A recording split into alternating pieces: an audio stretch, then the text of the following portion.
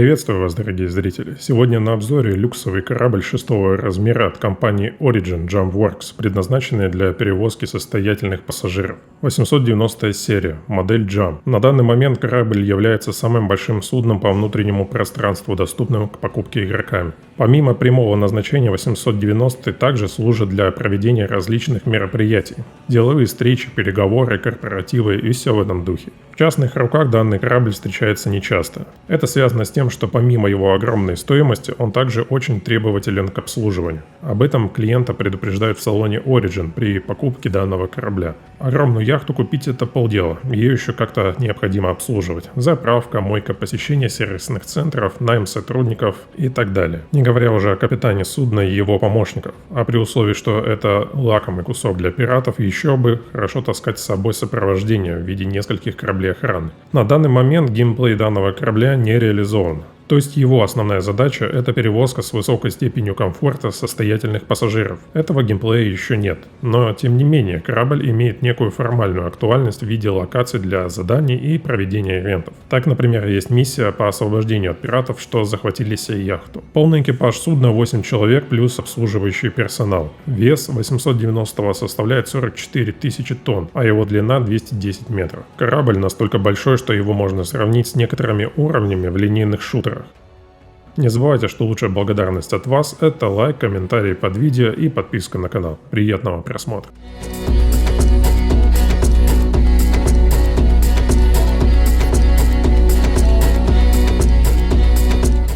890 серия корабля разрабатывалась компанией Origin приблизительно 5 лет. Основной задачей стояло закрыть брешь в гражданском секторе перевозки пассажиров элитного уровня. В то время на рынке люксовых перевозок было всего 3 компании. Это RSI, Consolidated Outland и, собственно, сами Origin. Несмотря на то, что к тому времени компания уже была значительно выше уровнем, чем остальные в вопросе постройки кораблей высочайшего качества и роскоши, руководителями компании Origin было видно, что востребованность в роскошных кораблях есть и довольно большая, а покрыть все нужды требовательных клиентов текущей серии их судов не могут. Тем самым было принято решение о постройке невероятно большой и роскошной космической яхты, которая доселе не видел свет. При проектировании корабля решили использовать все самые новейшие технологии тех лет, а также внедрить новые, специально разработанные для данного судна. Задача была сложной, нужно было учесть множество нюансов, о которых ранее никто не задумывался, так как таких кораблей еще никто не строил. Нужны были новые разработки систем безопасности, новые двигатели и новые сплавы для корпуса, ибо по предварительной оценке корабль получался настолько тяжелым, что в конечном итоге не смог бы летать. Спустя 5 лет все задачи были решены последовательно и внимательно рассчитаны все мельчайшие нюансы. Корабль сошел со стапелей в 2858 году, произведя невероятное впечатление. Рынок сразу оценил работу, проделанную в компании.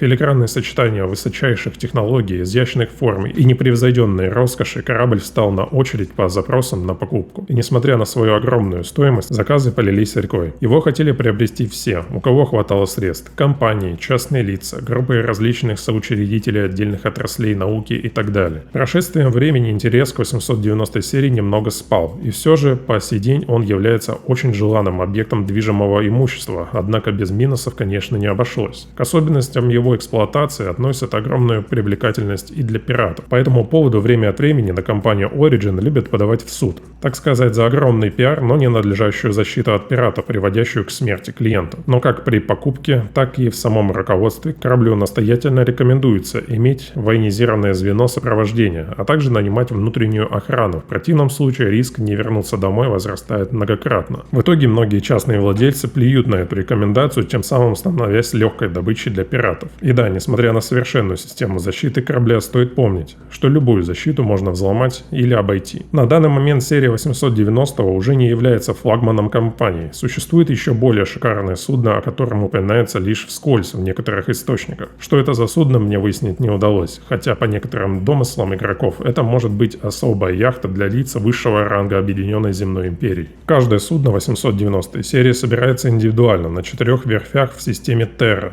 Косвенно Origin также сотрудничает с несколькими инопланетными компаниями для применения опыта в постройке судов и повышения качества своих изделий. Однако официальных контрактов зарегистрировано не было.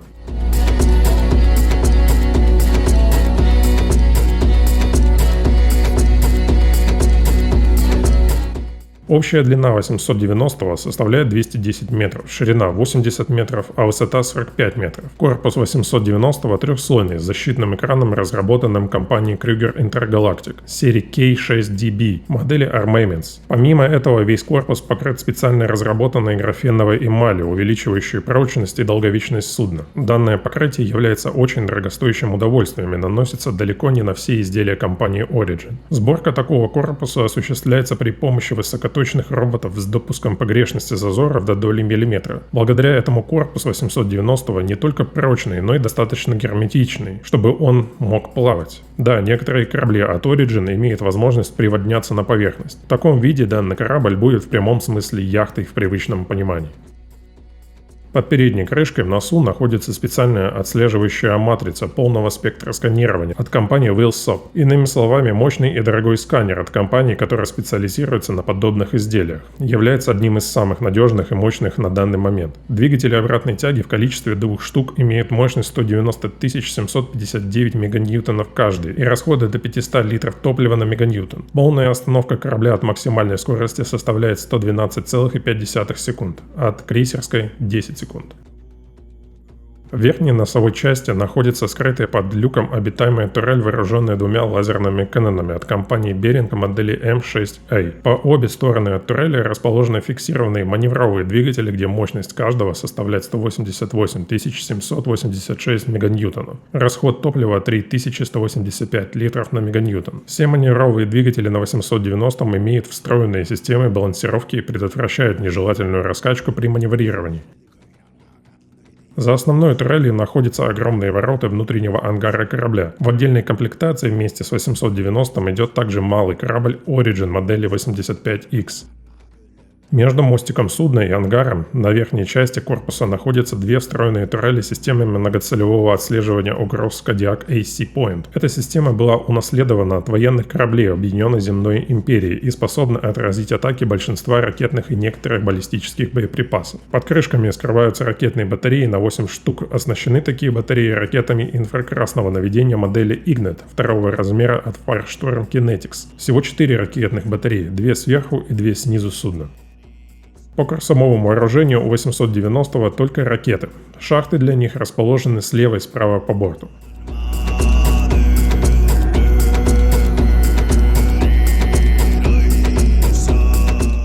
Слева и справа по борту расположены шлюзы для пристыковки корабля к станциям типа UE, они же станции Объединенной Земной Империи. Как заявлено в компании Origin, внешние двери имеют усиленное трехслойное метолевое покрытие, открываемое дистанционно или через внешнюю панель доступа. В компании утверждают, что эти двери обеспечивают исключительную защиту от нежелательного проникновения. Однако умелые пираты довольно быстро научились взламывать подобные системы защиты. Рядом со шлюзами находятся люки многоместных спасательных капсул.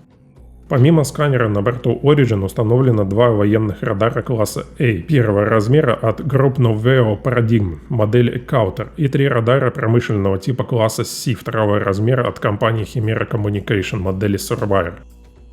Двигательная оснастка 890 – это 4 двигателя Stavin, разработанные совместно с альянсом StarTech и гоночным отделением компании Origin. Несмотря на этот факт, сами двигатели по показателям не являются гоночным вариантом. Они лишь были разработаны частично от гоночного отделения, но не являются таковыми сами по себе. 4 двигателя по 2 на каждую сторону слева и справа по борту, часть из которых можно увидеть внутри корабля. Это мультифлекторные плазменно-водородные двигатели являются собой нечто схожее с двигателями от компании Crusader Industries с последнего поколения. Разве что другой размер и немного иной принцип отработки топлива. Например, в компании Crusader используется принцип ядерно-фотонных вспышек, а тут эта система распределяет весь КПД от реактора равномерно, что приводит к значительному увеличению плавности хода без микрорывков. Это важный момент для данных кораблей. Примечательно, что компания Origin использует подобный тип двигателей не на всех своих моделях кораблей, так как разработка, установка и содержание таких движков весьма дорогостоящее удовольствие. Мощность каждого двигателя составляет 202 790 меганьютона, а расход топлива 500 литров на меганьютон. Разгоняют такие двигатели 890 от 0 до крейсерской скорости за 64,3 секунды, а до максимальной за 112,5 секунд. Для корабля такого размера и массы весьма существенно. В пользу того, что эти двигатели не являются спортивными, свидетельствуют показатели по параметрам. Например, при такой тяге у спортивного двигателя расход топлива был бы приблизительно в 2 566 000 литров на меганьютон. если взять за сравнительный образец двигателя от спортивного корабля Razor компании Mirai. В задней части также находятся 3 панорамных окна хозяйской каюты, системы противодействия ракет, ячейки ПТК ловушки и дипольные отражатели.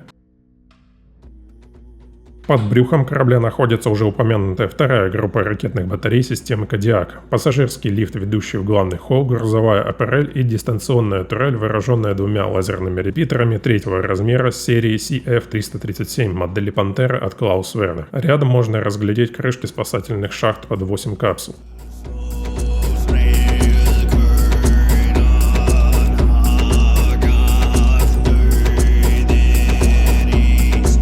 Всего на 890-м 4 палубы с разными зонами под различные нужды обитающих. Обычно я предпочитаю делать обзор внутреннего пространства кораблей последовательно, начиная от одной точки и заканчивая другой. Но в данном корабле так не получится, ибо попробовав описать каждый уголок корабля, как бы я ни хотел, сценарий получался на пару часов. Поэтому я тут прибегну к другому методу. Будем рассматривать 890 по палубам, начиная с самой верхней и постепенно двигаться вниз, опуская некоторые детали. Для удобства я буду дублировать наше местоположение на карте.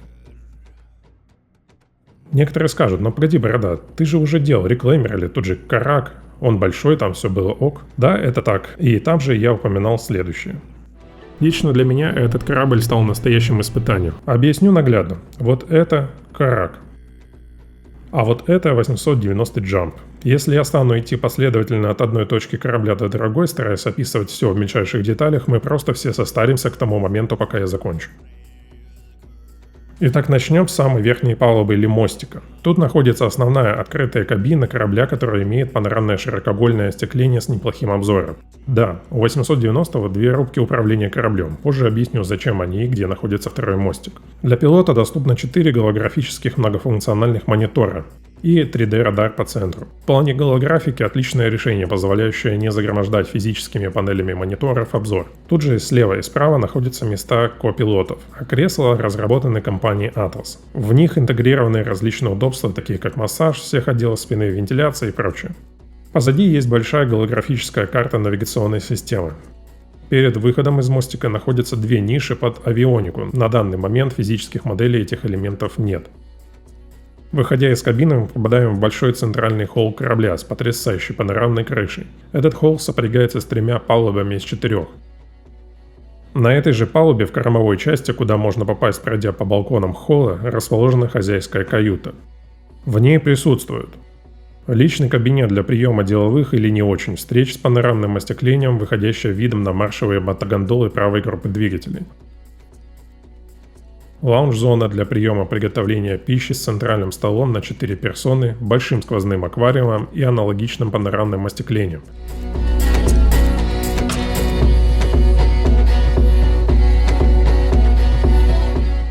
И огромная хозяйская спальня, дизайн которой разрабатывал Джерард Ковинский. Тут же, разумеется, находится отдельная душевая комната, совмещенная с санузлом. Входная группа этой каюты оборудована 2 малыми зонами для отдыха, небольшой лестницей и панорамными окнами на потолке и задней стенке. Переходим на так называемую нижнюю палубу. Пройти с верхней на нее можно через главный холл по центральной винтовой лестнице.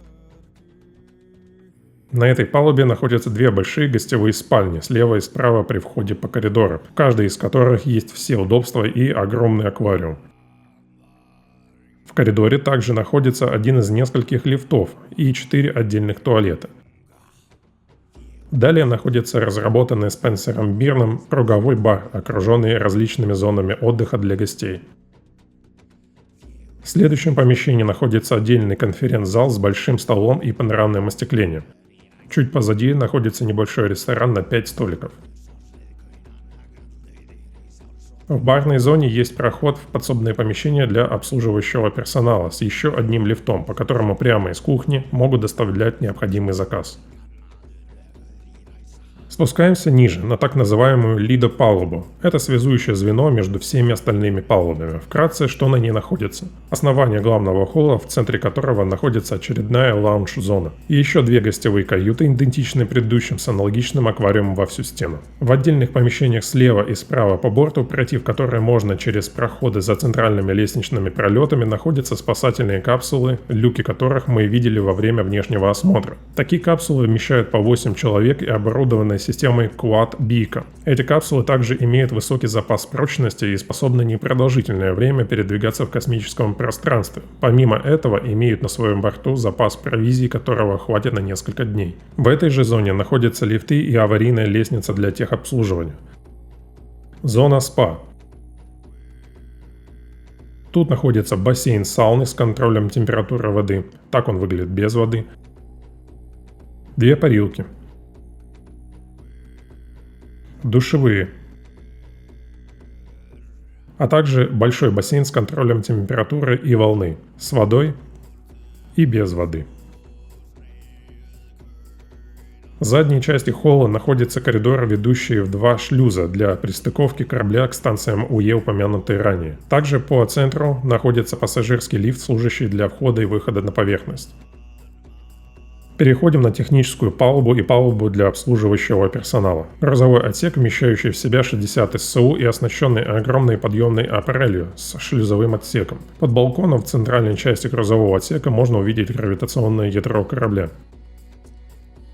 Слева и справа грузового отсека находятся продольные помещения с одним из двух по борту видимыми элементами силовой установки. Коридор слева по борту, в который также можно напрямую попасть через лифт из верхних палуб, оборудован 4 шкафами под стрелковое оружие для охраны. Далее по коридору находится стационар с медкроватью 3 уровня. Еще дальше находится зона ожидания вылета.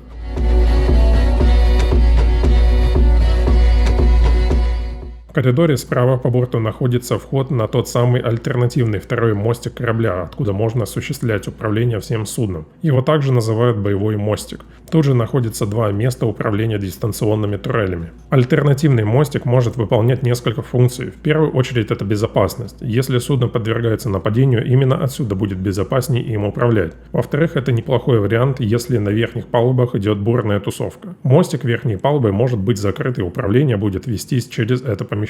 Помимо всего прочего, 890 оснащен современным сверхскоростным ПО для точной и безукоризненной работы всех основных и вспомогательных систем. Разработкой такого ПО занималась компания Jellison Tactical Systems специально для данной серии. Также на 890 установлена специальная система связи от компании Pifia. Она зашифрована с помощью октобитовой системы, обеспечивая тем самым безопасную и беспотерянную передачу данных внутри системы корабля. Для экипажа тут же рядом предусмотрены 8 спасательных капсул, крышки шахт которых мы видели снаружи. Далее по коридору находится главная кухня корабля, разработанная по самым высоким стандартам качества, с отдельным уже упомянутым лифтом для обслуживания верхних палуб и отдельным ростовым морозильником. Пройдя кухню, мы попадаем в помещение досуга и отдыха обслуживающего персонала. Тут находится своя зона для приготовления и приема пищи. Отдельные каюты в количестве 7 штук с кроватью, телеком и шкафчиками под личные вещи. Рядом находятся душевые в количестве 3 штук, совмещенные с санузлом. А также комнаты для досуга с бильярдным столом, игровым автоматом и небольшим баром. Перед этой комнатой находится помещение с 7 спасательными капсулами для обслуживающего персонала. В носу этой палубы находится большой крытый ангар, упомянутый ранее, предназначенный для личного транспорта или посадки кораблей, выполняющих роль такси, доставляющие гостей на борт 890 и обратно. Именно для этого и нужна отдельная зона ожидания. Этот же ангар может выступать в роли баскетбольной площадки для стритбола. Дверь под баскетбольным кольцом ведет к одной из 2 обитаемых турелей, упомянутых ранее. В носу этого ангара находится еще один лифт, ведущий к такой же обитаемой турели, расположенной на носу судна. Пройдемся по узлам. На 890 стоят 2 индустриальных щита класса A 4 размера, разработанные в этой же компании Origin. Модель называется Glacis. Каждый способен блокировать до 774 520 единиц урона с процентом пропуска баллистических боеприпасов от 0 до 30%. Ячейки под щиты находятся возле гравитационного ядра, слева и справа. Шкафы не открываются на данный момент, однако и внутри физических моделей нет. Проверял. 2 гражданских энергоблока класса A от Sakura Sun модели Stellate, вырабатывающие по 33 750 единиц энергии в секунду. 2 гражданских кулера класса A от Fan Castle Propulsion модели Sirac, способные отвести до 16 000 кубических метров тепла. И гражданский квантовый двигатель класса A от компании ArcCorp модели Allegro. Этот двигатель способен разогнать 890 до 117 654 км в секунду. Потребляет он до 61 030 литров на миллион километров. Все модули корабля являются несъемными, однако класс A означает, что такие элементы будут служить очень долго и надежно многие годы, пока не наступит время полного техобслуживания судна.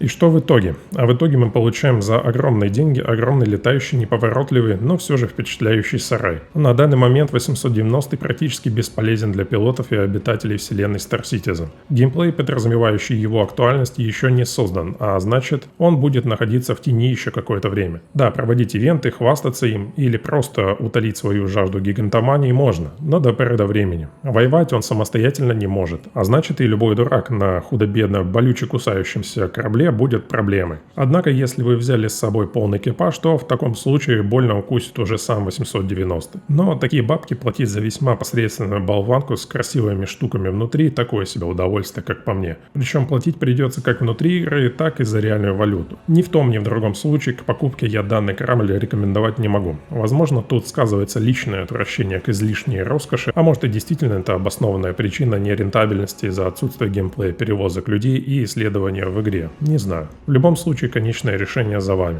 На этом у меня все. С вами был я, Северная Борода, и обзор люксового корабля от компании Origin 890 серии модели Jump. Всем пока.